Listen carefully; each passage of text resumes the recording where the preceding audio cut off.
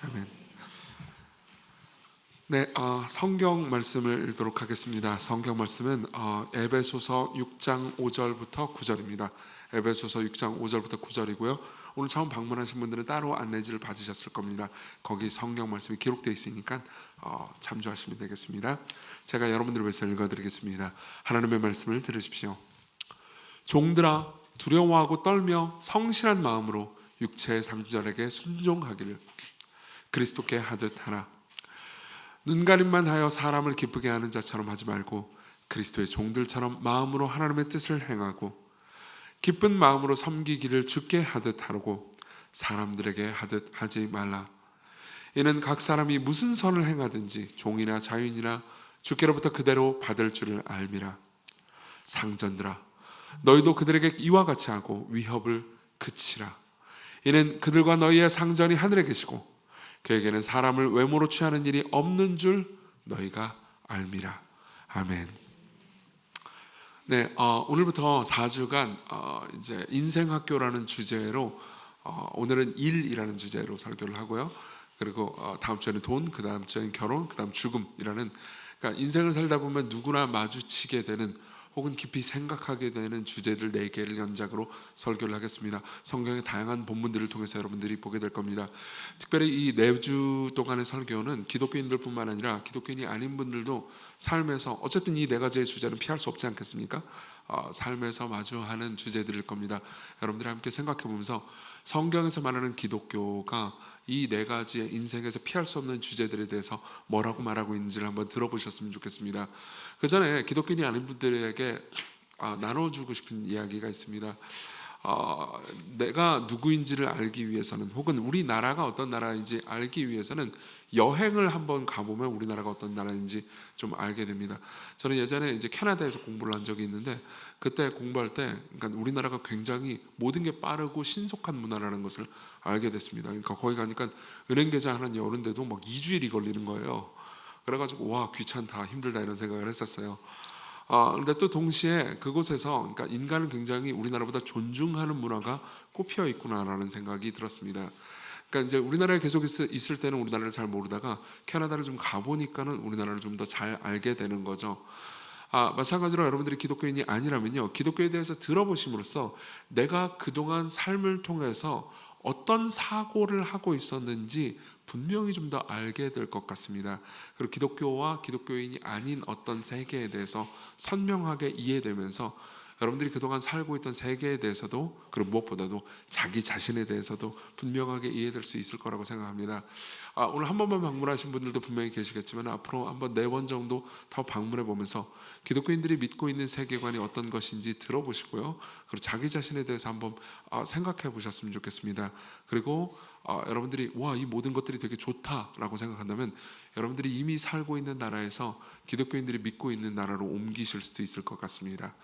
자, 먼저 일단 일에 대해서 좀 이야기를 하겠습니다. 일에 대해서 이야기하기 전에 우리가 방금 읽었던 성경 본문에 대해서 약간 변호가 필요한 것 같습니다. 방금 읽었던 성경 본문을 보면은 종들아 5절, 두려워하고 떨며 성실한 마음으로 육체의 상전에게 순종하기를 그리스도께 하듯 하라 라는 말이 있습니다. 여기 보면 육체의 상전 혹은 종이라는 표현이 있죠. 여러분들이 이 말을 듣고 뭐야, 성경은 노예제도를 옹호하고 있는 건가? 라는 생각을 하실 수도 있을 것 같습니다. 그렇지 않습니다. 일단은 여기에는 2가지 오해가 있습니다. 첫 번째로 이 본문이 기록된 것이, 그러니까 노예제도를 옹호하겠다라고 기록된 본문은 당연히 아닙니다. 그때는 노예제도가 있었고요. 그리고 그때 당시 삶을 살던 사람들에게 일상의 삶을 어떻게 살아야 하는지에 대한 현실적인 이야기를 기록하고 있습니다. 그러니까 당연히 노예제도를 옹호하려는 의도는 전혀 아니죠. 게다가 또 하나의 오해는요, 그러니까 그때 당시의 노예제도 혹은 주종관계에 관한 이야기가 여러분들이 잘 모르는 경우에는, 그러니까 19세기에 미국 남부의 백인 노예들, 흑인 노예들, 이런 사람들의 이야기로 오해되기 쉽다는 겁니다. 여러분 생각해 보십시오. 여러분들이 생각하는 노예는 어떤 사람들입니까? 그러니까 억지로 잡혀가지고 막 돈이고 뭐고 한 푼도 못 받고 계속해서 고생하면서 고문당하고 학대당하면서 평생 괴로워하는 사람들을 노예라고 생각하잖아요. 근데 이때 당시 이게 주종 관계는 그렇지 않았습니다. 보통 종이라 하더라도, 신분이 종이라 하더라도 그것은 한 10년에서 15년 정도만 지속됐습니다. 그리고 자기 재산을 얼마든지 가질 수 있었고 월급을 받았습니다. 게다가 노예 혹은 종이라고 된 사람들 중에서는 그러니까 아주 전문적인 지식을 가지고 있는 사람들이 많았습니다. 그때는 이제 귀족 계급이잖아요. 귀족 계급이 아닌 사람 중에서 전문적인 지식을 가진 사람들은 귀족 계급 아래에서 고용돼 가지고 종으로 고용돼 가지고 월급을 꼬박꼬박 받으면서 자신의 삶을 꾸리는 것이 훨씬 더 유리했습니다. 그렇기 때문에 보통 10년에서 15년 일을 한다 하더라도 주인이 마음에 드는 경우에 자꾸 이제 자신의 고용을 연장해 달라고 많이 요청했습니다. 게다가 그 전문 지식을 가진 종들 중에서는 제일 많은 직군이 의사하고 회계사들이 많았습니다. 잠깐만요. 여러분들이랑 비슷하지 않나요? 여기 계신 분들 중에서 회사에서 고용돼가지고 일하는 분들은 나는 지금 일하고 우리 회사가 마음에 들면 오래 다니고 싶고 전문 지식을 쌓고 싶고 여러분들은 월급을 받고 사회재산을 가집니다. 그렇죠? 딱히 별로 차이가 없죠. 그렇기 때문에 1세기 역사에 정통한 F.F. 브루스라는 사람이 있습니다. 이 사람은 이 본문에 대해서 쭉 연구를 하면서 이런 이야기를 해줍니다. 사실 이 본문은 19세기의 노예제도하고 거의 전혀 관련이 없고 오히려 지금 일상에서 경영자들과 함께 일하는 노동자들이 자신의 일을 어떻게 생각해야 하는지에 대해서 빛을 비춰준다라고 이야기를 합니다. 그리고 마찬가지로 이 본문은요 9절에 경영자들이라고 생각할 수 있을 만한 사람들에게도 말을 합니다. 9절 상전들아 너희도 그들에게 이와 같이 하고 위협을 그치라 라고 이야기를 합니다. 그때 당시 이 주종관계에 관한 글들은 꽤 많습니다. 1세기와 그 언저리 당시에요. 근데 아무리 그렇다 하더라도 상전들에 대해서도 명령을 하는 문서는 성경 딱 하나밖에 없습니다. 이건 역사학자들이 입증하는 내용이기도 합니다. 그렇기 때문에 이 본문을 통해서 우리는 오히려 그러니까 노동자와 경영자가 어떤 관계를 맺어야 하는지 그리고 그 관계 가운데서 일이라는 게 무엇인지에 대해서 생각해 보도록 요청받는 본문이라는 거죠. 저는 이 본문을 통해서 이 일의 본질에 대해서 이야기를 할 건데요. 우리 7절을 같이 한번 읽어보셨으면 좋겠습니다. 7절 같이 읽겠습니다. 시작. 기쁜 마음으로 섬기기를 주께 하듯 하고 사람들에게 하듯 하지 말라. 그리고 여기서 이 7절에서 우리는요 일의 본질에 대해서 생각을 합니다. 사실 이 7절은 당연히 종들 즉 노동자들에게만 하는 명령이 아니고요 경영자들 지금 9절에 나오는 상전에게도 하는 명령입니다. 그러니까 너희들이 하는 모든 일들이 서로를 섬기는 일이 되어야 한다. 그것도 그리스도께 그러니까 하나님께 섬기듯 사람들에게 섬기듯 하지 말고요 하나님께 섬기듯 섬겨라. 그 이유는 뭘까요? 하나님께서 너희들이 그 자리에 있도록 부르셨기 때문이다. 이게 이 본문의 내용입니다. 여기서 여러분들이 생각해야 되는 키워드는 두 개입니다. 하나는 부르심이고요 또 하나는 섬김이라는 거죠. 일의 본질은 하나님께 부르심을 받아가지고 사람들을 섬기는 것이라는 겁니다. 다시 한번 말씀드릴게요. 일의 본질은 여러분들이 어떤 일을 하든 간에요 하나님께 부르심을 받아서 사람들을 섬기는 일이라는 겁니다. 이것을 가장 잘 나타내주는 이제 인용문 하나를 말씀드리려고 합니다. 마르틴 루터라는 사람이 있습니다. 16세기 종교개혁자고 목회자였습니다. 이 사람은 일에 대한 그러니까 특히 기독교 개신교의 신학의 기초를 세운 걸로도 유명한 사람입니다. 이 사람이 일에 대해서 이야기할 때 이런 말을 한 적이 있습니다. 들어보십시오. 굳이 인간의 쟁기질을 하고 씨앗을 뿌리지 않아도 하나님께서는 쉽게 우리에게 곡식과 과일을 주실 수 있다. 하지만 그렇게 하시지 않는다. 하나님을 따르기 위해 우리가 밭에서, 정원에서, 시내에서, 집에서, 정부에서 아니면 다른 어느 곳에선가 하는 일들은 하나같이 그저 어린아이가 하는 짓 같을 뿐이다. 이는 그저 어디서든 선물을 주고 싶어 하시는 주께서 친히 우리를 통해서 하시는 일이다. 말하자면 그 모두가 하나님의 가면인 셈이어서 주님은 뒤에 숨은 채로 사실상 모든 일을 하신다. 이를테면 하나님께서는 소젖 짜는 여자아이의 손을 통해서 친히 우유를 내고 계신다. 이해되십니까? 이걸 현대 사람들 그리스도인들 중에서는 이렇게 자기 자신에게 다짐하는 사람도 있습니다. 루스 그레이엄이라는 사람이 있습니다. 이 사람은 그냥 가정주부입니다. 그리고 되게 굉장히 유명한 빌리 그레이엄이라는 목회자의 아내죠. 그리고 루스 그레이엄이 이제 이 일하는 주방에서 일을 많이 할 거 아닙니까? 주방에는 이런 말이 붙어 있었습니다. 나는 여기서 하루 3번 하나님의 봉사를 한다. 그러니까 이제 식사 준비를 그렇게 표현을 한 거죠. 다시 말하면 그리스도인들은 이렇게 생각합니다. 일을 그러니까 단순히 돈을 받고 하는 어떤 것이라고 생각하지 않는다는 거죠. 반면에 대단히 많은 사람들이 생각하는 일 혹은 노동은 돈과 직접적으로 연관이 있습니다. 제가 일에 대한 정의를 찾아보기 위해서 여러 가지를 찾다가 표준 국어 대사전을 찾아봤습니다. 거기 보니까 이렇게 일에 대해서 정의하고 있더라고요. 사람이 생활에 필요한 물자를 얻기 위해서 육체적 노력이나 정신적 노력을 들이는 행위다, 이렇게 이야기를 합니다. 생활에 필요한 물자, 뭐 이제 대표적으로는 돈이죠. 돈을 얻기 위해서 육체적 혹은 정신적인 노력을 들이는 행위라는 거죠. 이것은 성경에서 말하는 일의 정의하고 아주 다릅니다. 그럼 성경에서 말하는 일의 정의는 어떤 의미를 가질까요? 저는 이 본문 전체를 통해서요, 그러니까 성경에서 말하는 일의 정의가 주는 기쁨에 대해서, 이게 여러분들을 어떻게 해방시키는지에 대해서 먼저 말씀드리겠습니다. 두 번째로는요, 그럼에도 불구하고 우리가 현실에 마주한 일의 고통에 대해서 말씀드리겠습니다. 일은 쉬운 게 아니니까요. 그리고 마지막으로는요, 이 일이 어떻게 구원받을 수 있는지에 대해서 조금 생각해 보도록 하겠습니다. 먼저 일의 기쁨부터 생각해 보죠. 일의 기쁨을 저는 두 가지로 표현해 보겠습니다. 성경에서 말하는 방식, 즉 부르셔서 하는 섬김이다라고 일을 이해하게 되잖아요. 그럼 첫 번째로 일의 지위 고하를 없애버립니다. 사실은 옛날부터, 그러니까 성경 이전의 시대부터 일은 보통 천시받는 것이었습니다.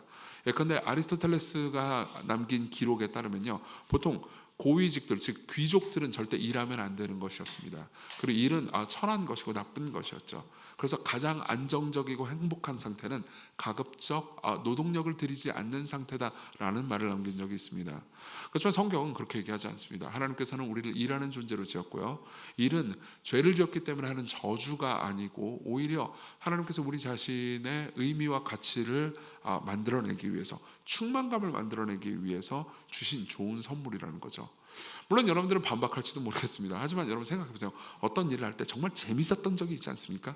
이게 돈과 상관없이 이 일을 하는 게 너무 재밌고, 그리고 이 일을 함으로써 무언가 성취감을 느꼈을 때 내가 되게 잘 됐어 라고 생각할 때가 있지 않습니까? 나는 의미 있는 존재라고 생각할 때가 많이 있었을 겁니다. 근데 보통 이것이 꼭 돈하고 연결되잖아요. 그러면은 어떤 생각을 하게 되냐면은 잠깐만, 내가 정당한 취급을 받지 못했어, 혹은 내가 대단해 라는 생각을 하기가 되게 쉽겠죠. 자 보세요, 돈과 일이 직접적으로 연관되잖아요. 그러면 많은 사람들은 돈을 안 받는 일을 일처럼 생각하지 않게 됩니다. 생각해 보십시오. 여러분들이 머릿속에 하는 일은 전부 다 돈과 연관되어 있습니다. 그렇죠? 월급을 얼마나 받느냐, 연봉을 얼마나 받느냐. 그럼 그런 상황에서 보통 가정주부들은 일을 하는 걸로 여겨지지 않죠. 요즘 그런 말을 많이 안 하지만 뭐 한 20년 전, 30년 전만 해도 그런 일만들을 꽤 많이 했습니다. 보통은 이제 여성들이 가정주부를 많이 하잖아요. 남성들이 이제 일을 하죠.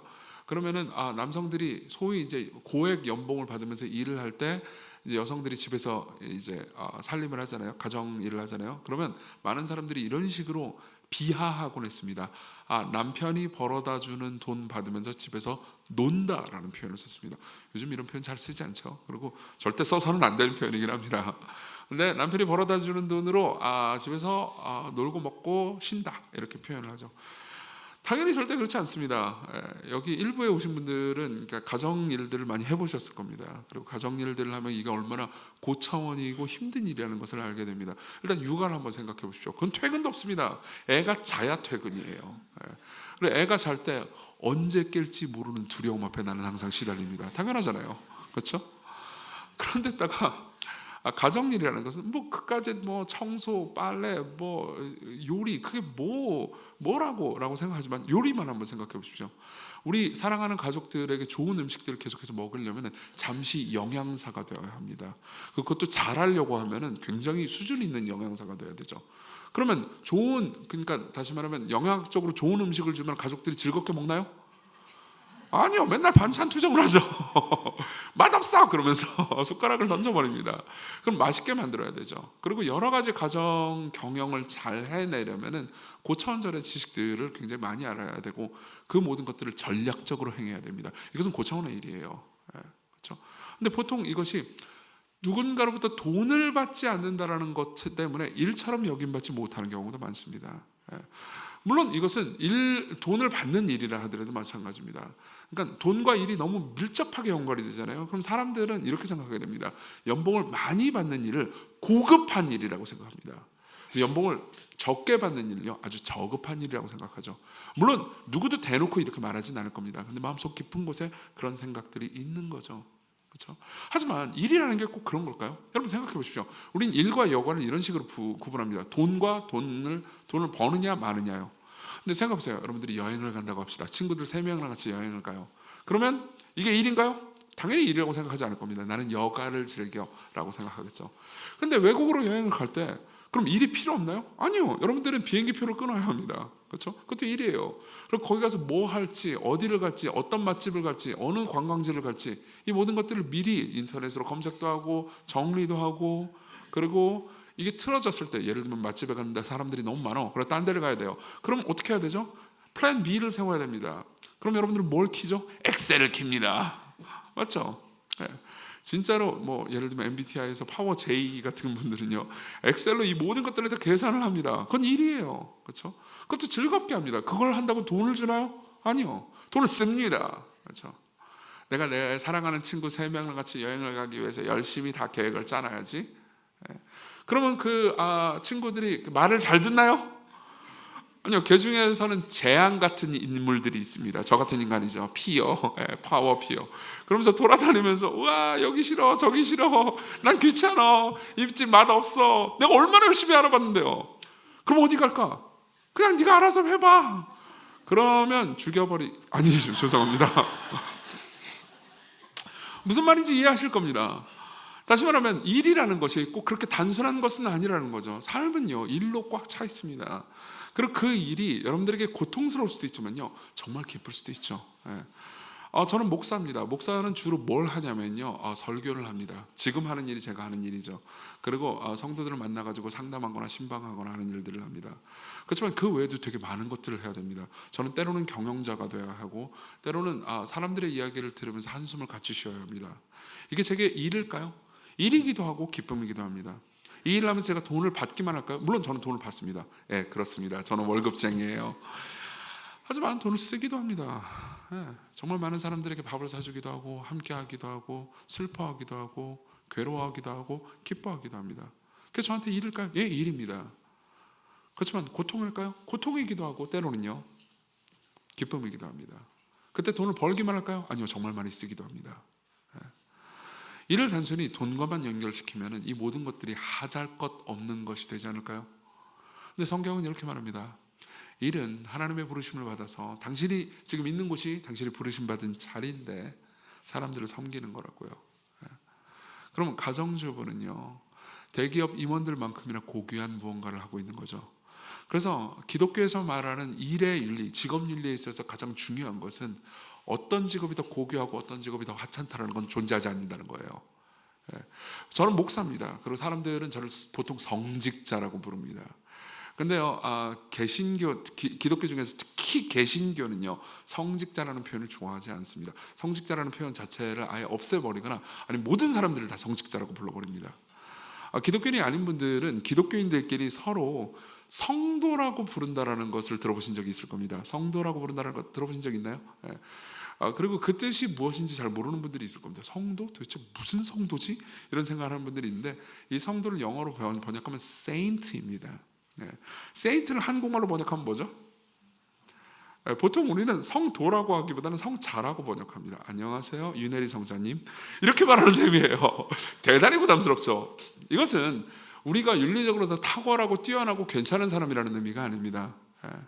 성이라는 것은 거룩이라는 말인데 따로 구분됐다는 말인데 하나님께서 우리가 아무것도 아니지만은 우리를 고귀하고 거룩한 존재로 다 불러주셨다는 겁니다. 불러주셨을 뿐만 아니라 각자 있는 곳에서 일들을 맡기셨어요. 그리고 그 일들을 맡기면서 하나님께서 돈을 공급하시기도 하시지만 돈을 쓰도록도 하십니다. 돈을 버는 것만 일이 아니라고요. 돈을 쓰는 것도 일이라고요. 좀 이따가 봉사 그 광고 같은 거 나가는데요. 그 주일날 이제 시건교회도 봉사팀이 있습니다. 그리고 그 봉사팀을 하잖아요. 그러면은 사람들은 돈을 쓰고 일을 합니다. 그러면서 대단히 행복해해요.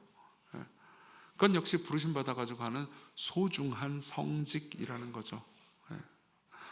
이게 이 생각을요 단순히 그러니까 지적인 정보로만 머릿속에 입력시킨 게 아니고요 우리 삶 전체를 통해서 습관화됐다고 한번 생각해 보십시오. 그럼 여러분들은 어떻게 될까요? 여러분들은 이제 직업의 지위, 고와 따위에 별 관심이 없을 겁니다. 그리고 당연히 두 번째로 넘어가서요, 그것은 자만심을 없애버립니다. 자만심을 거의 완전 죽여버릴 수 있습니다. 예.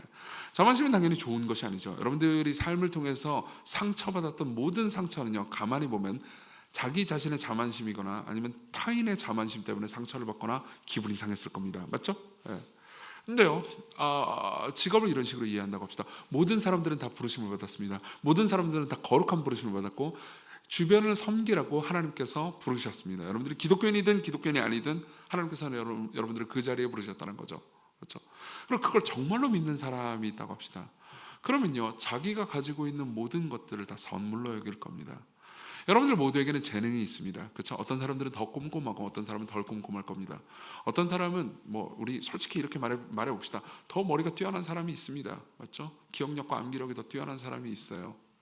어떤 사람은 그렇지 못한 사람들도 있습니다. 어떤 사람은 타고난 외모가 뛰어난 사람이 있습니다. 그건 노력이 아니에요. 무슨 소리예요? 저는 노력했다고요. 병원에 갔습니다. 라고 말하는 분들도 계실 겁니다. 그거 말고요.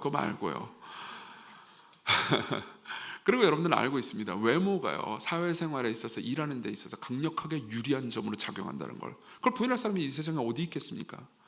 근데 성경은요, 그 모든 걸 뭐라고 말하는지 아십니까? 하나님의 선물이라고 말합니다. 마침 여러분, 재능을요, 영어로는 탤런트라고도 부르지만요, 기프트라고 부른다는 것을 알고 계십니까? 왜 기프트일까요? 하나님이 우리에게 선물을 주셨기 때문입니다. 그리고 기독교인들은요, 여러분들이 진실한 기독교인 여러분, 그걸 정말로 믿습니다. 정말로 믿습니다. 실제로 성경은 이렇게 말합니다. 누가 너를 남달리 구별하였느냐? 네게 있는 것 중에서 받지 아니한 것이 무엇이냐? 네가 받았은즉 어찌하여 받지 아니한 것처럼 자랑하느냐? 고린도전서 4장 7절. 저는 이것을 정말로 믿습니다. 늘 이대로 삶을 살아가는 건 아니지만 정말로 믿습니다. 그리고 지금 여기 있는 이 사람들 중에서, 시건교회 사람들 중에서는 이건 정말로 믿는 사람들이 있습니다. 그리고 되게 독특한 점을 발견하게 됩니다. 이걸 정말로 믿잖아요. 그러면 자기가 가지고 있는 직업의 지위, 고하에 대해서 신경조차 쓰지 않는 사람들을 보게 됩니다. 그러니까 자기가 소위 사회적으로 연봉을 많이 받고 높은 직업 같은 거 있잖아요. 그런 사람들이 있습니다. 여기도 많이 계십니다. 그렇다고 해가지고 막 자랑하거나 혹은 소위 사회적으로 그렇게 막 귀하게 여김받지 않는 직업이라고 해가지고 막 쭈그러들거나 그러지 않는다는 거죠. 우리 모두 평등한 친구가 된다는 겁니다. 사실 저는 어제 이제 설교 준비를 하면서, 이게 이제 원리거든요. 원리를 얘기하면서 기독교인이 아닌 분들이 여기에 대해서 그건 비현실적인 얘기잖아 라고 생각할까봐 좀 염려가 됐습니다. 그리고 특별히 기독교인들조차도 무슨 소리예요, 교회에서도 다 직업차별 하더만요, 이렇게 말할까봐 좀 약간 두려웠어요. 그래가지고 어차피 저는 목사잖아요. 목사 나부랭이에 불과하기 때문에 생각해보세요. 목사가 뭐 이렇게 입결이 높지는 않습니다. 목사는 되게 이런 말까지 제가 해야 되는지 모르겠으나 목사가 되는 게 의사가 되는 것보다 훨씬 쉽습니다. 이건 그냥 정직하게 말씀드릴게요. 근데 그러면서 고민하고 있었습니다. 사람들이 이걸 비현실적인 걸로 생각하면 어떻게 하지? 라고 생각하고 있는데, 어제 이제 설교 준비하고 있는데 저녁에 이제 교회 봉사하러 온 이제 청년 무리들이 있었습니다. 그래가지고 안녕 그러면서 인사하고 있는데, 그 중에 청년 하나가 저한테 와가지고 이렇게 막 밝게 인사를 하는 거예요. 그래서 제가 그 청년을 보면서 이런 생각이 들었습니다. 왜냐하면 그 청년을 보면서 너 변호사 났잖아. 변호사였어요, 그 친구는. 그래가지고 네. 나는 너를 안 지 오래됐는데 한 번도 너를 변호사라고 생각하면서 살아본 적이 없어. 아니, 변호사라는 걸 몰랐다는 게 아니에요. 알고 있었죠. 근데 제가 아는 다른 변호사들이 있습니다. 기독교인이 아닌 다른 변호사들이 있어요. 저는 그분들 앞에 서면 주눅 듭니다. 솔직히 말하면 그분들이 나쁘다기보다는 약간 나는 변호사다, 이 목사 나부랭이야 라고 언어로 표현하진 않았어요. 언어로 표현하진 않지만 저도 좀 주눅 들고요. 그리고 뭔가 이렇게 높은 성벽 같은 것들이 있었습니다. 그분들이 대체로 이렇게 저한테 성벽을 치든지, 아니면 내가 변호사인데도 불구하고 나는 돈도 못 벌고 나는 인정도 못 벌고 나는 너무 비참하고 힘들고 고통스러워 라고 생각하는 사람들이 있었습니다. 시각교회는 정말 다양한 직업군들이 있고요. 그리고 그러니까 그 다양한 직업군들, 목사의 좋은 점이 이거죠. 정말 많은 사람들을 만나기 때문에 정말 다양한 직업군들을 봅니다. 그리고 사회적으로 굉장히 인정받는 사람들 중에서 나는 이 직업을 가지고 있다 하면서 어깨를 펴는 사람들과 그 직업을 갖지 않은 다른 사람들한테요. 그리고 그 직업군 내에서 나는 이 직업군 내에서 쓰레기야 라고 생각하면서 굉장히 자존감이 무너진 사람들을 보았습니다. 근데 제가 그 청년을 보면서 이런 생각이 들었습니다. 너는 양쪽 어디에도 속하지 않는군. 왜냐면 그냥 친구였어요. 그냥 친구였고 아무 생각 없이 그냥 이런 저런 이야기를 나눴습니다. 물론 법적인 문제에 대해서 고민이 생기면 질문을 하곤 했습니다.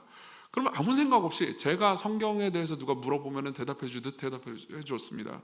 그러니까 그 사이에서 지위고하 같은 건 신경 쓰지 않았다는 거죠. 핵심은 이겁니다. 성경에서 말하는 직업에 대한 의미를 이해하게 되잖아요. 그러면 어떻게 되는지 아십니까? 자기 자신을 잊게 됩니다. 나의 지위 같은 걸 신경 쓰지 않게 된다고요. 여러분, 이게 진정한 자유라는 걸 알고 계십니까? 자기가 예를 들면 많은 걸 성취해놓고 내가 성취한 모든 건 쓰레기예요, 나는 별거 아니랍니다 라고 말하는 건요, 그건 겸손이 아닙니다. 오히려 오만이죠. 자기 자신을 의식하는 태도입니다.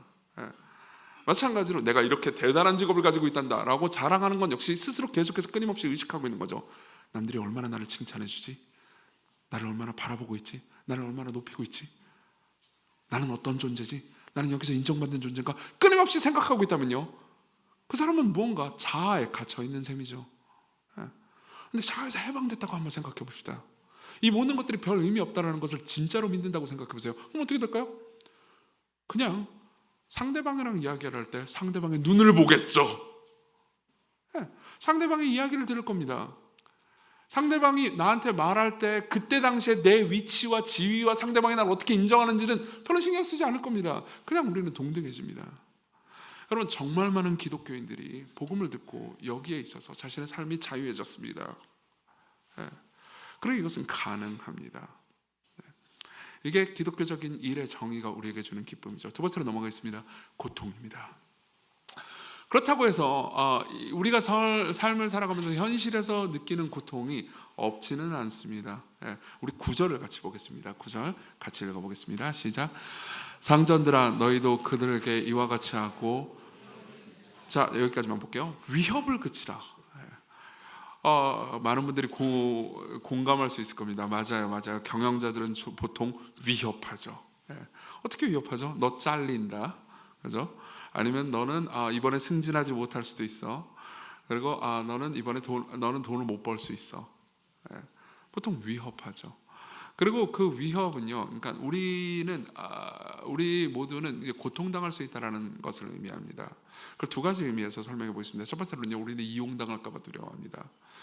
아마 여기 계신 분들 중에서 압도적인 다수가 경영자기보다는 노동자이실 테니까 일단은 노동자 입장에서 생각해 보겠습니다. 경영자 입장도 생각해 볼 겁니다. 일단 노동자 입장에서 생각해 보죠. 여러분들이 가지고 있는 생각 중에서 분명히 이런 생각이 있을 겁니다. 부르심 받아가지고 세상을 섬기는 거라고요? 그건 이용당하기 딱 좋은 개념이군요 라는 생각이 들 겁니다. 생각해보세요. 부르심 받아서 세상을 섬기고 돈이 나한테 중요한 게 아니고 돈이 문제가 아니야 라고 생각한다면요, 그런 사람을 나쁜 놈이 이용하려고 맘먹으면 얼마든지 이용할 수 있지 않겠습니까? 그렇죠? 그리고 여러분들 모두가 가지고 있는 공포가 바로 이 지점이에요. 내가 회사를 헌신적으로 섬겼지만 나는 헌신짝이 된다. 죄송합니다.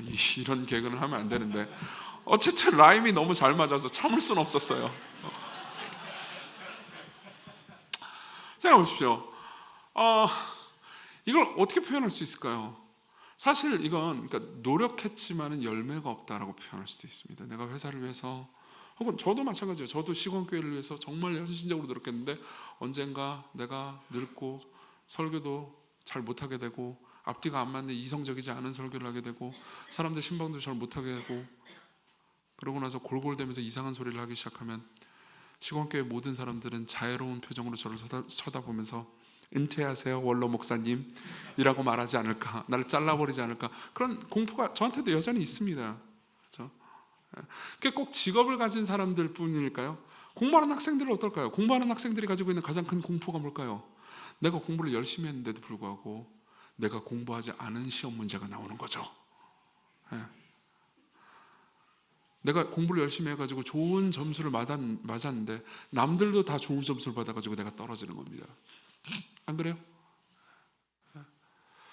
구직자는 어떨까요? 많은 사람들은 구직자를 이렇게 표현합니다. 일을 안 한다고요. 무슨 말입니까? 구직자는 일을 하고 있습니다. 이력서를 쓰고 있습니다. 그게 왜 일이 아닐까요? 이력서를 쓰고 있고요. 그리고 전직이나 다른 직업을 고민하는 사람들은 또 새로운 공부를 해야 합니다. 그리고 자신의 삶을 책임지기 위해서, 그리고 자신의 가족의 삶을 책임지기 위해서 여러 가지 일들을 해야 됩니다. 그리고 그런 사람들하고 대화를 하잖아요. 그러면 많은 경우 굉장한 두려움과 불안감, 그리고 절망감에 차 있습니다. 게다가 떨어지기라도 해보십시오. 그것 한두 번 떨어지면 그나마 그냥 참고 넘어가죠. 인생은 고통이야, 이겨내야지라고 생각하는데 여러 번 떨어진다고 합시다. 그리고 드디어 면접을 보라고 했습니다. 1차, 2차, 3차까지 갔는데 3차에서 떨어졌어요. 그럼 어떤 생각이 들까요? 내가 그동안 한 모든 노력들, 이력서와 자소서를 쓰기 위한 모든 노력들, 그리고 3차에 이르는 면접들, 그리고 면접을 해가지고 하면서 모든 면접할 때 보통 을이 돼가지고 아이고 저를 죽여주세요, 그러면 그 표정으로 상대를 보잖아요. 저를 써주시기만 한다면 제가 목숨을 바치겠나이다 하면서 보는데 결국 나는 버림받았어요. 그럼 어떤 생각이 들까요? 나는 단순히 돈하고 시간만 쓴 게 아닙니다. 나는 자존심도 썼어요. 그렇죠? 하지만 난 버림받았습니다. 이용당했어요. 거기에는 아무런 열매가 없습니다. 왜 이런 일이 발생하는 걸까요? 이걸요, 경영자 입장에서 보잖아요. 그러면 우리는 종합적으로 이 모든 것을 이해할 수 있습니다. 이 모든 문제를 노동자 입장에서 경영자들이 다 나쁜 놈들이야, 모든 사장들은 다 쓰레기야, 이렇게 생각할 수도 있습니다. 좋습니다. 하지만 경영자 입장에서 잠깐만 한번 생각을 해보십시오. 그들은 돈을 투자하는 사람들입니다. 그러니까 자기가 가지고 있는 많은 돈을 투자를 했죠. 그런데 노동자들은 돈을 투자하지는 않습니다. 자기가 노동력을 제공하고 돈을 받죠. 회사가 망해도 잃는 것은, 그러니까 자기가 돈을 더 이상 벌 수 없다라는 것만 되는 겁니다. 그런데 경영자 입장에서는 이제 자기가 돈을 투자해가지고 회사가 망하잖아요. 그러면 끔찍한 일이 발생할 수도 있습니다. 자기 삶 전체, 가족 전체가 위험해지는 폐가 망신을 당할 수도 있단 말이에요. 게다가 경영자들도요, 대화를 나눠보잖아요. 그럼 항상 자신이 노동자들에 의해서 이용당할지 모른다는 두려움을 가지고 있어요. 노동자들만, 경영자들이 전부 다 나를 괴롭히고 있어라고 생각하는 게 아니라고요. 경영자들도 똑같은 생각을 합니다. 이것들이 월급 루팡이 되지는 않을까? 내 월급을 이만큼 줬는데 일은 안 하고 먹고 튀는 거 아닐까? 더 좋은 다른 일자리 기껏 키워놨는데 더 좋은 다른 일자리가 와가지고 스카우트하면 도망가 버리지 않을까? 그럼 항상 정을 주면 망할지도 모른다는 생각. 내가 정과 사랑과 교육을 주고 열심히 노력을 했는데도 불구하고 나는 버림받을지도 모른다는 생각을 가지고 있습니다. 자, 양쪽이 입장은 다르지만 가지고 있는 불안은 동일하다는 것을 보게 되지 않습니까? 왜 이런 일이 발생했을까요? 도대체 우리는 어디에 서 있는 걸까요? 성경으로 다시 돌아가자면요, 성경은 이렇게 말합니다. 원래 하나님께서는 이를 좋은 걸로 만드셨습니다. 서로가 서로를 섬기면서 기꺼이 아낌없이 서로를 내어주어도 아무런 손해가 없는 세상을 만드셨어요. 그걸 낙원이라고 부릅니다. 그렇지만 지금 다 설명할 수는 없습니다. 인간이 타락했고 죄를 지었고 그 죄의 본질은요, 자기중심성이었습니다. 그리고 자기중심성이 이 세계를 지배하는 순간 사람들은요, 노력을 함에도 불구하고 열매를 맺지 못하는 끔찍한 상황에 처했다고 말하죠. 지금이 그 상황이라고 말합니다. 그래서 그걸요, 상징적으로 이렇게 표현합니다. 땅이 내게 가시덤불과 엉겅퀴를 낼 것이라. 무슨 말일까요? 이건 상당히 은유적인 표현입니다. 우리가 곡식을 심고 땀을 흘리고 노력을 하면 곡식이 잘 자라야 되는데 오히려 잡초가 자랄 수 있다는 거죠. 여러분 생각해보세요. 여러분들의 인생도 종종 그렇지 않습니까? 내가 노력을 투자했습니다. 땀을 투자했습니다. 공부를 했습니다. 근데 나온 건요, 불합격이에요. 그러면요, 왠지 곡식이 자라야 되는 그 땅에서 잡초가 자란 것 같은 느낌이 들죠. 세상이 나를 배신했습니다. 무엇보다 노력에 의해서 배신당했습니다. 그렇죠? 그럼 어떻게 하죠? 너무 두렵습니다.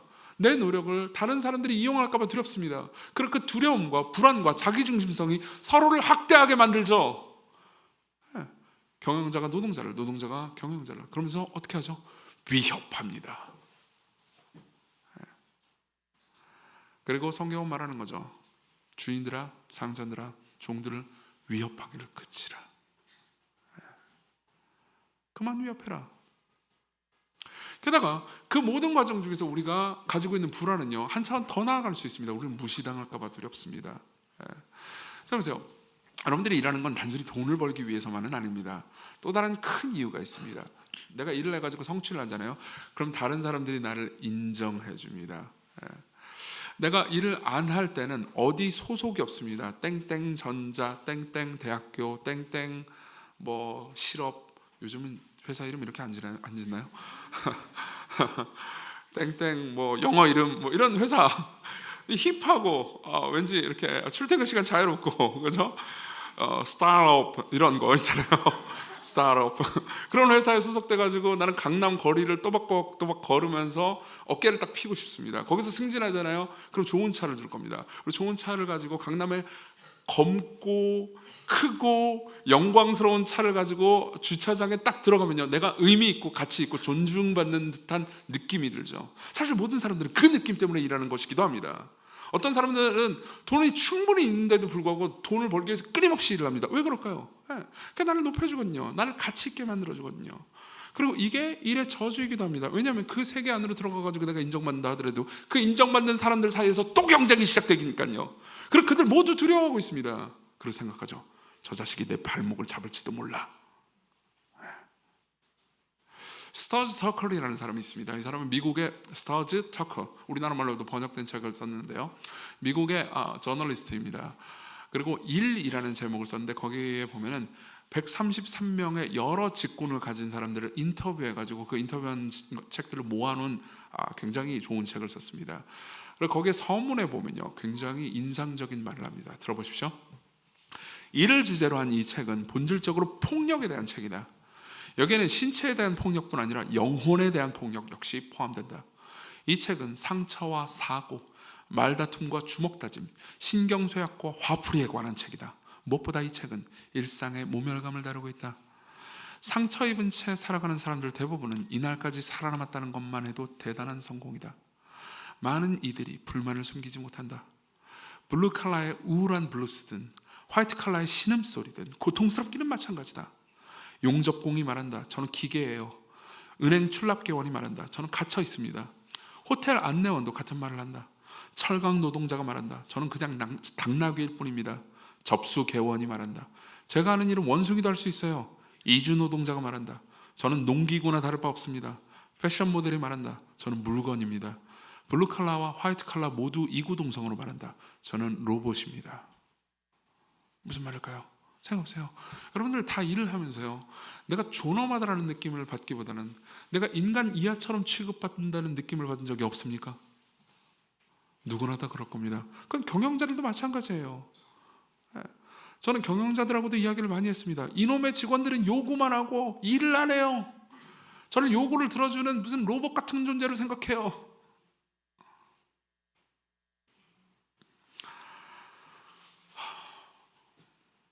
사실 우리가 받고 싶었던 건 존중이었죠. 돈뿐만이 아니었습니다. 감사였죠. 당신이 이렇게 일해줘서 고마워요 라는 말이요. 당신의 존재가 소중합니다. 당신이 그 자리에서 그 일을 해줬기 때문에 나는 그 문제에 있어서 신경 쓰지 않아서 너무 감사해요. 당신이 그 일을 잘했기 때문에 나한테 소중한 정도가 아니고 그 일을 못했다 하더라도 당신은 나한테 소중한 존재예요. 모두가 이 말을 듣고 싶습니다. 모두가 여러분들에게 잘했어요 라고 말하는 것을 듣고 싶은 거죠. 그렇지만 우리 모두는 그 말을 하는 게 참 좋은, 여기까지 되게 좋아 보이잖아요. 그렇죠? 그리고 사실 사회에서도 캠페인 같은 거 그런 거 많이 합니다. 서로 고맙습니다, 잘했습니다, 당신은 훌륭해요, 좋은 사람이에요, 그런 말들을 많이 하자고 해요. 그리고 여러분들은 그런 말을 많이 듣습니다. 어디서요? 회사에서요? 아니요, 광고에서요. 광고에서요. 광고에서 여러분들이 감동을 받으면 어떻게 하죠? 돈을 씁니다. 그리고 깊은 감동을 받고 돈을 쓰고 나서 빈 통장을 보면 여러분들은 어떤 생각이 들죠? 난 또 이용당했어. 자, 그러면 이 지점에서 우리는 질문을 던져봅시다. 좋아요. 우리가 서로 고맙습니다, 좋습니다, 당신은 소중해, 이 말만 계속해서 하면 되는 걸까요? 서로 이용하지 말자, 위협하지 말자, 노력하자, 이 말이면 충분한 걸까요? 여러분들의 노력은 또 배신당하지 않을까요? 여러분들이 기독교인이 아니라 하더라도 이 말은 서로 할 수 있을 겁니다. 고맙습니다, 감사합니다, 당신은 소중해요, 우리 위협하지 맙시다, 서로 괴롭히지 맙시다, 함께 합시다, 이 말은 할 수 있습니다. 근데 인생이 그렇게 되던가요? 문제는 이겁니다. 우리 역시, 우리 모든 사람들이, 여러분들이 기독교인이든 기독교인이 아니든 마음속 깊은 곳에서 도사리는 두려움, 내가 버림받을지도 모른다는 두려움, 내가 이용당하고 끝날지도 모른다는 두려움, 내가 하찮은 존재처럼 여김받을지도 모른다는 두려움, 그 두려움이 여러분들을 붙잡고 있습니다. 여기서 어떻게 해방될 수 있을까요? 어떻게 학생은 공부를 즐겁게 할 수 있을까요? 어떻게 회사원들은 자기가 하는 일에 충성적이고 헌신할 수 있을까요? 예. 어떻게 목회자는요, 여러분들에게 이용당할 걸 두려워하지 않고 여러분들을 사랑할 수 있을까요? 어떻게 정성스럽게 설교를 준비해서 여러분들을 먹이려고 할 수 있을까요? 예. 성경은요, 우리에게 답을 제시해 줍니다. 성경은 확실한 답을 제시해 줍니다. 우리에게 주인이 있다는 거죠. 더 위대하고 진짜 강한 주인, 모든 것을 다스리고 있는 진짜 주인이 있다고 말합니다. 우리 5절 6절을 보겠습니다. 제가 읽어드리죠. 종들아 두려워하고 떨며 성실한 마음으로 육체의 상전에게 순종하기를. 육체의 상전이 나오죠, 종들 입장에선. 근데 그 위에 더 위대한 상전이 나옵니다. 그리스도께 하듯 하나. 눈가림만 하여 사람을 기쁘게 하는 것처럼 하지 말고 그리스도의 종들처럼 마음으로 하나님의 뜻을 행하고 기쁜 마음으로 섬기기를 주께 하듯 하고 사람들에게 하지 말라. 자, 여기 보면은요, 권력 구조가 나옵니다. 노예가 있고요, 종이 있고요, 주인이 있고요, 그리고 그 주인의 주인이 있죠. 그렇죠? 그리고 9절에 보면요, 상전들아 너희도 그들에게 이와 같이 하고 위협을 그치라. 이는 그들과 너희의 상전이, 그 상전 위에 또 상전이 있다는 겁니다. 예. 여러분, 여기 계신 분들 중에서는 하나님을 믿는 분들이 대다수긴 하지만 하나님의 존재를 믿지 않는 분들도 있을 겁니다. 일단은 근데 하나님이 확실히 살아계시고 그분이 모든 걸 통치한다고 생각해 보십시오. 예. 그러면요, 그분은요 어떤 분이십니까? 좋은 분일까요? 나쁜 분일까요? 확실한 건요, 그분은 전능하고 전지하시고 모든 곳에 함께 하시는 분이라는 겁니다. 아마 기독교인이 아닌 분들도 신이 존재한다면 마땅히 그런 분이라는 것에 대해서는 동의할 겁니다. 근데 그분이 좋은 분이라면 어떨까요? 정말 좋은 분이라면 어떨까요? 우리 8절을 같이 읽어보겠습니다. 시작. 이는 각 사람이 무슨 선을 행하든지 종이나 자유인이나 주께로부터 그대로 받을 줄을 알미라. 자, 여기서 우리는 전지하시다는 게, 우리가 어떻게 그분이 전지하시다는 게 어떤 희망이 되는지를 알 수 있습니다. 보세요, 여러분들이 어떤 일을 했습니다. 근데 그걸 아무도 몰라준다고 합시다. 아무도 모릅니다. 그러면 여러분들은요, 나는 이용당했어, 내 노력에 의해서 배신당했어, 난 끝났어 라고 말할 수 있습니다. 그렇지만 성경은 말합니다. 아니, 모든 걸 아는 분이, 네가 일할 그때 아무도 없었지만 너를 본 그분이 있어. 그리고 마지막 날 그 모든 것에 대해서 잘하였도다 착하고 충성된 종아. 이거 성경에 나오는 말씀입니다. 마태복음 25장에 나오는 말씀이죠. 잘하였도다 착하고 충성된 종아 라고 인정해 주신다고 말합니다. 게다가 그분은 영원하십니다. 우리가 알고 있는 육체의 모든 상사들은 영원하지 않습니다. 그들은 언젠가 죽을 겁니다. 혹은 언젠가 은퇴할 겁니다. 언젠가 건강이 상할 겁니다. 그렇지만 하나님이 경영권을 내려놓는 날은 없습니다. 여러분, 기독교인들끼리 서로를 가스라이팅하는 문장 하나를 읽어드리죠. 이걸 나쁘게 보면 가스라이팅이라고 볼 수도 있고요. 그리고 저는 이 말을 보면서 굉장히 영광스럽다고 느끼는 문장입니다. 도로시 세이어즈라는 어떤 기독교인이 한 말입니다. 이 사람 목회자도 아니에요. 그냥 작가일 뿐입니다. 들어보십시오. 교회 가야 하고 건전하게 노는 것도 필요하다. 그런데 자기 삶의 한복판에서 엉성한 목수일로 하나님을 모욕하고 있다면 그게 다 무슨 소용인가? 내가 맹세코 단언컨대 나사렛의 그 목수가게에서, 예수님의 목수가게를 의미하는 거예요, 만든 물건 가운데서 구부러진 식탁다리가 잘 안 맞는 서랍은 하나도 없었을 것이다. 만약 그런 게 있었다면 누가 그런 물건이 하늘과 땅을 만든 그 손에 의해 만들어졌다고 믿었겠는가? 일꾼이 아무리 신앙적으로 경건해도 그것이 본분에 충실치 않은 작업을 보상할 수는 없는 법이다. 왜냐하면 본분에 충실치 않는 일 자체가 거짓말과 다름없기 때문이다. 저는 이 말이 꽤나 위안이 될 뿐만 아니라 도전이 됩니다.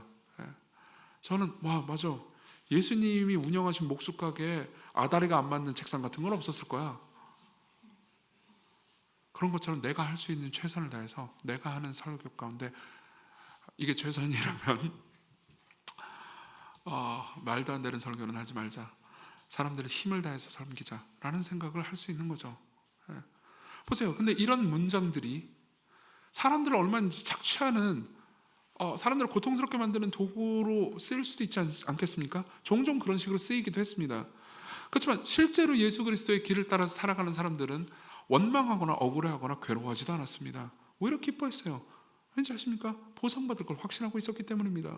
솔직히 말해봅시다. 우리의 돈의 보상이 정말 완전한가요? 우리가 삶에서 느끼고 있는 돈으로 말미암는 보상 시스템이 정말 완전하다고 생각하십니까? 절대 그렇게 생각하지 않을 겁니다. 여러분들이 하는 일을 모두가 다 보지 못했어요. 사실 여러분들이 기독교인이 아니라 하더라도요, 나는 돈이 최고야, 돈 보상 시스템에 의지할 거야 라고 생각한다면 여러분들은 반드시 배신당할 겁니다. 직군만 해도 다릅니다. 여러분 그걸 알고 계십니까? 사물을 다루는 직군이 사람을 다루는 직군보다 훨씬 더 돈을 많이 받고, 사람을 다루는 직군은 항상 돈을 못 받는다는 걸 알고 계셨습니까? 생각해 보세요. 땡땡 전자에서 일하는 사람들은요, 상담사보다, 땡땡을 자꾸 상상하게 되네요, 돈을 훨씬 많이 받습니다. 그렇죠? 상담사들은 훨씬 더 가난하다고요. 왜 그런지 아십니까? 원래 상담 일 같은 거는요, 원래 돈을 받는 일이 아니었어요.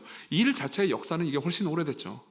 원래 친구와 부모가 해주는 일이었습니다. 그런데 시간이 지나고 너무나 다변화됐고 정신적인 질환이 너무 많아졌고, 그리고 그 과정 중에서 사람들은 되게 힘들어졌고, 이 일은 전문화됐어야 했습니다.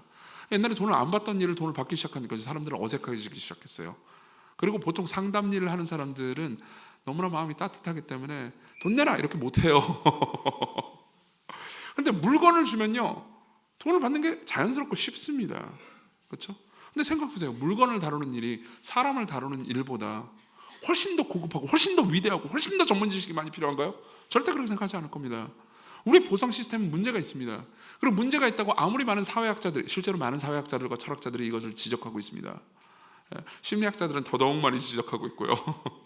그렇지만 이 보상 시스템을 우리가 다 뜯어 고칠 수 있는 길은 요원해 보입니다. 그럼 이 문제 앞에서 우리는요, 분노하고 데모만 하면 되는 건가요? 아니요. 우리에게는 더 큰 희망이 필요합니다. 그리고 성경은요, 더 큰 희망을 약속하고 있습니다.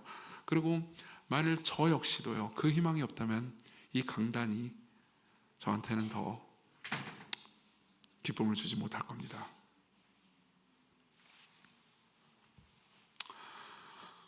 그리고 저는 주인을 바라봅니다. 진짜 주인이요. 그리고 그 주인이 얼마나 선한지를 바라볼 수 있습니다. 그 주인이 얼마나 선한지 말씀드리고 끝내죠. 아까 제가 이런 말씀을 드렸습니다. 그 주인이 정말 선한 분이라고요. 좋은 분이라고요. 왜 그 주인이 특히나 일에 있어서 좋은 분인지에 대해서 제가 항상 생각하는 것은, 그분은 이 땅에 오셔서 일을 하신 분이라는 겁니다. 여러분, 이게 기독교와 다른 모든 종교의 가장 결정적인 큰 차이점입니다. 다른 모든 종교는 신이 저 위에만 있었다고 말합니다. 근데 성경의 하나님은요, 신이 사람이 돼서 이 땅에서 삶을 살았다고 말합니다. 지금 그 모든 이야기를 다 할 수는 없지만요, 성경에 말하는 예수 그리스도는요, 2000년 전에 살았던 그 한 유대인 남자요, 그는 단순히 도덕적인 사람이었을 뿐만 아니라 그 스스로 신성을 주장하는 하나님이기도 했습니다. 그리고 그분의 죽음과 부활을 통해서 자신이 신임을 입증했죠. 이 이야기에 대해서 여러분들이 파고든다면 더 많은 것들을 배울 수 있게 될 겁니다. 이것은 역사적으로 믿을 만하고 그리고 증거가 많습니다. 하지만 자, 생각해 보십시오. 진짜 이 온 우주를 만든 신이 여러분들의 삶을 살면서 무슨 왕이나 귀족이나 이런 대단한 지위에 있었던 게 아니고 당시에도 천대받았던 목수의 삶을 살았다고 생각해 보십시다. 그러면 이 온 우주를 만드는 신은 여러분들의 고통과 괴로움을 아는 신입니다. 경험했잖아요. 그분은 어느 일꾼과 같이 하루 일과를 마치셨다는 것, 그리고 한 가정에서 함께 살 때 겪는 문제와 고통을 아셨고, 그리고 무리를 섬길 때 따르는 욕구불만과 짜증을 경험하셨을 겁니다. 그분은 망치질을 하다가 손에 찧었을 겁니다. 상처를 입었을 겁니다. 같이 목수일을 하는 사람들의 거치고 위협적인 폭력과 언사에 시달리셨을 겁니다. 그분은 단순히 무슨 수염 이렇게 기르고 멋있는 옷 입고 자 저기 가서 물로 포도주를 만들거라, 물로 포도주 짠, 이것만 하신 분이 아니에요. 그분의 인생 전체에서 그 일은 한 번밖에 없었습니다. 오히려 그분의 인생에서 가장 길게 한 것은요, 30년 동안의 목수 생활이었어요. 거칠고 고통스럽고 힘들고 계속해서 육체와 지석의 고된 노동을 해야 되는 것이었죠. 근데 그것마저도 그분이 하고 싶은 가장 중요한 일은 아니었습니다. 그분은 여러분들의 삶을 이해하기 위해서 그 모든 일을 하셨어요. 당연히 전지하시기 때문에 모든 걸 아시지만 경험으로 이해하기 위해서요. 그리고 그분은요, 더 위대한 일을 하셨죠. 그분이 진짜 이 땅에 오셔서 하고 싶었던 그분의 일은요, 이거였습니다. 마가복음 10장 45절 들어보십시오. 인자가 온 것은 섬김을 받으려 함이 아니라 도리어 섬기려 하고 자기의 목숨을 많은 사람의 대속물로 주려 함이라.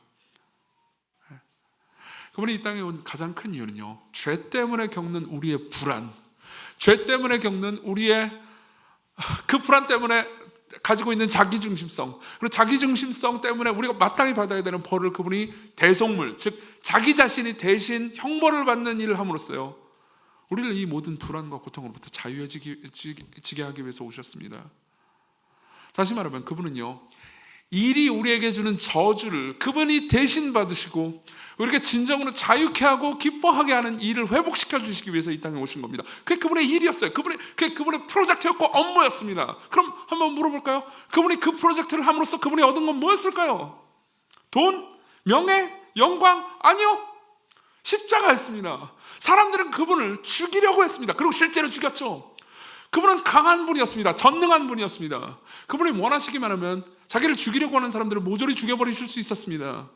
하지만 그분은 그렇게 하지 않으셨습니다. 자신의 죽음이 사람들의 대속이 된다는 것, 자신의 죽음이 사람들의 죄를 덮을 수 있다는 것, 자신의 죽음이 일 가운데서 고통스러워하면서 서로를 의심하면서 계속해서 서로를 괴롭히는 사람들을 해방시킬 수 있다는 것을 그분은 믿고 계셨습니다. 그래서 어떻게 했을까요? 그분이 받은 월급은 침뱉음과 조롱과 모욕과 피 흘림과 고문이었습니다. 그분이 받은 월급은요, 저주받는 것이었습니다. 그래서요, 그분이 으악! 나 이런 것들 안 해! 라고 하셨을까요? 아니요.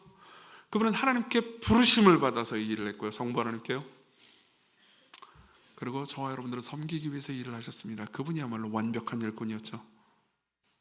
자, 이 완벽한 일꾼이 여러분들의 주인입니다. 여러분, 일을 하나도 안 해본 경영자는 존경받기 어렵겠죠? 내가 하는 일 하나도 모르는 경영자를 여러분들이 존경하진 않을 겁니다. 여러분들의 진짜 주인은 여러분들을 다 아십니다.